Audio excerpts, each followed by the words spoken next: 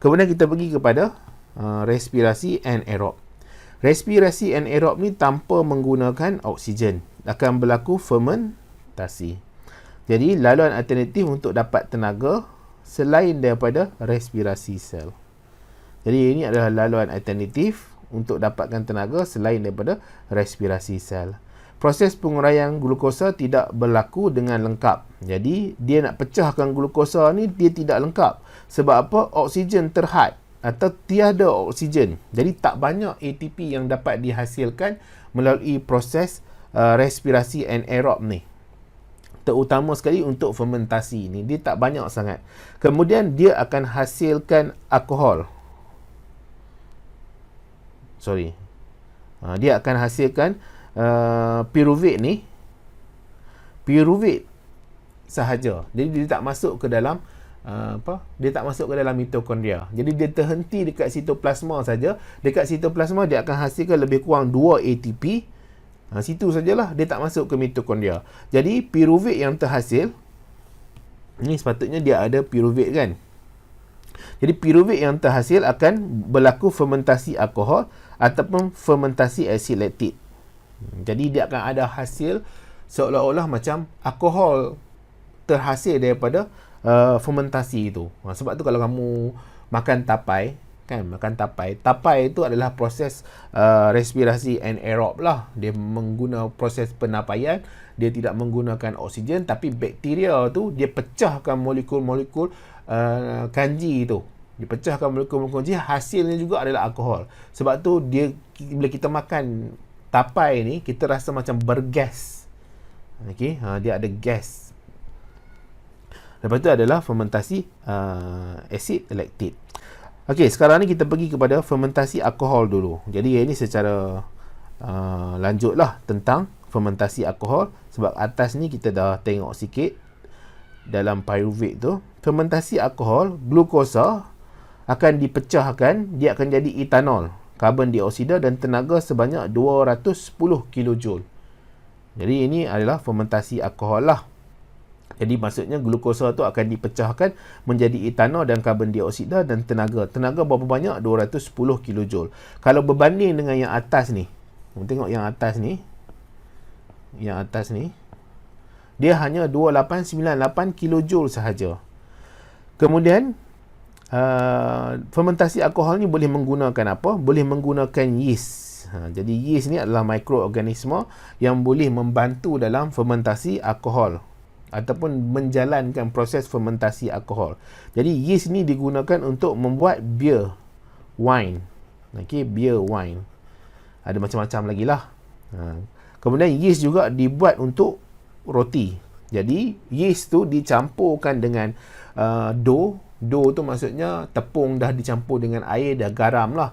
Kita masukkan juga dengan yeast. Jadi bila kita tinggalkan 1-2 jam dough tu, lama-kelamaan dough tu akan mengembang, dia makin lembut.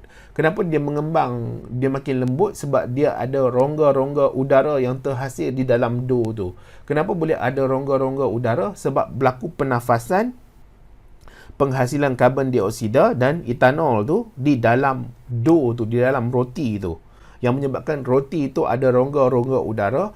Roti itu jadi lagi lembut kalau kita bubuh yeast. Okay. Kemudian fermentasi alkohol juga berlaku pada tumbuhan, terutama sekali pokok padi lah. Jadi pokok padi ni, kalau kamu tengok pokok padi, dia tenggelam. Maksudnya bahagian bawah dia tu ada tenggelam pada air. Jadi macam mana dia nak bernafas atau menghasilkan tenaga? Dia menjalankan proses fermentasi alkohol untuk penghasilan tenaga dia, respirasi anaerob. Jadi bagusnya pokok padi ni dia dapat toleransi. Jadi dia ada enzim yang dipanggil sebagai alkohol dehydrogenase yang akan tukarkan etanol yang pokok tu hasilkan kepada karbon dioksida. Jadi bagusnya pokok padi ni, walaupun dia tenggelam oleh air, dia kurang bagus dalam penggunaan oksigen dia, dia ada menghasilkan etanol. Tapi etanol yang dihasilkan tu akan ditukarkan kepada karbon dioksida menggunakan enzim alkohol dehydrogenase. Dehydrogenase dekat sini. Kemudian kita pergi kepada fermentasi asid laktik. Fermentasi asid laktik iaitu glukosa akan dipecahkan menjadi aksid laktik dan tenaga. Jadi yang penting ni dia nak hasilkan tenaga ni. Sebab apa, kadang-kadang fermentasi aksid laktik ni dia berlaku pada sel otot manusia. Okey, dia berlaku pada sel otot manusia. Otot manusia tu terpaksa kena bekerja dengan keras.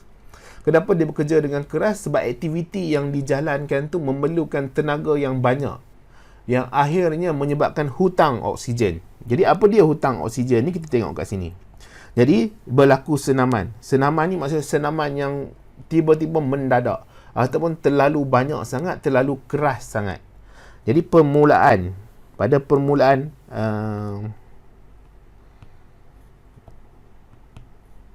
pada permulaan senaman tu dia tak banyak sangat lah menggunakan oksigen. Jadi makin lama makin banyak dia guna oksigen.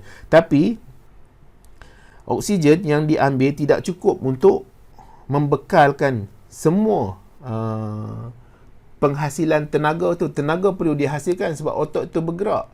Jadi yang menyebabkan kekurangan oksigen. Jadi bila kekurangan oksigen, dia akan melibatkan hutang oksigen.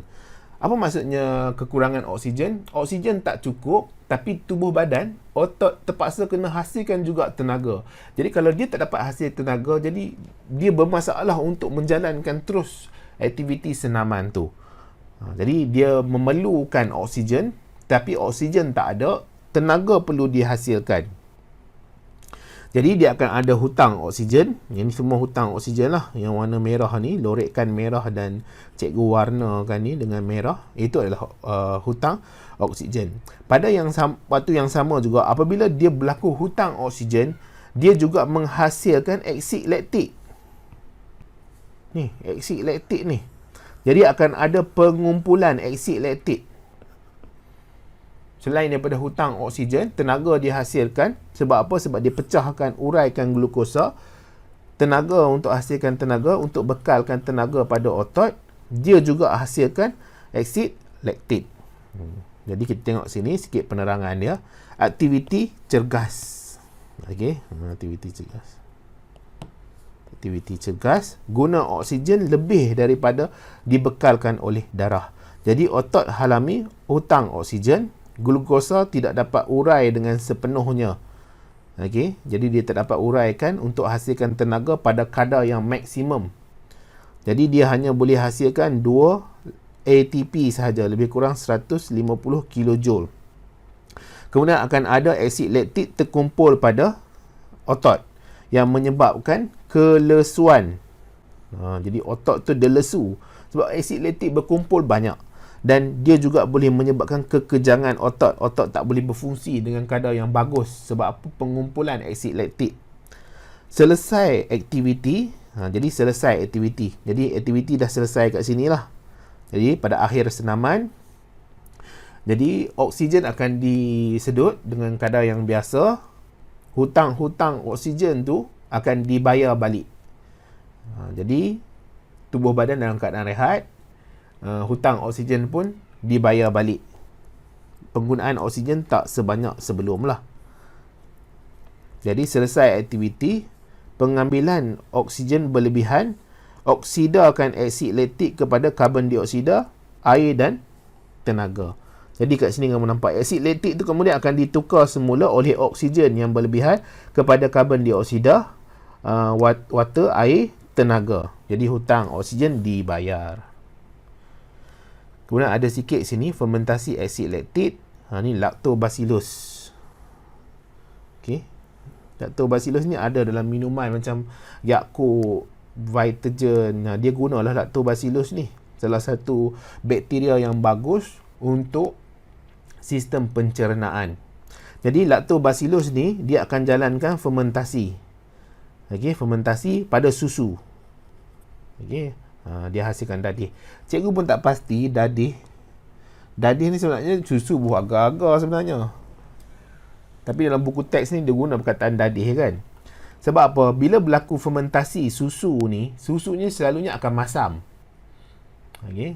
Selalunya susu akan masam. Dadih ni dia tak masam. Dadih ni dia manis. Dia tak ada berlaku fermentasi lah. Sebab mak cikgu dulu dia meniaga pasal malam, dia jual dadih. duk makan lah selalu, tapi tak ada lah dadih tu rasa masam. Kalau dadih tu rasa masam, maksudnya susu tu tak elok dah lah, dia dah expired.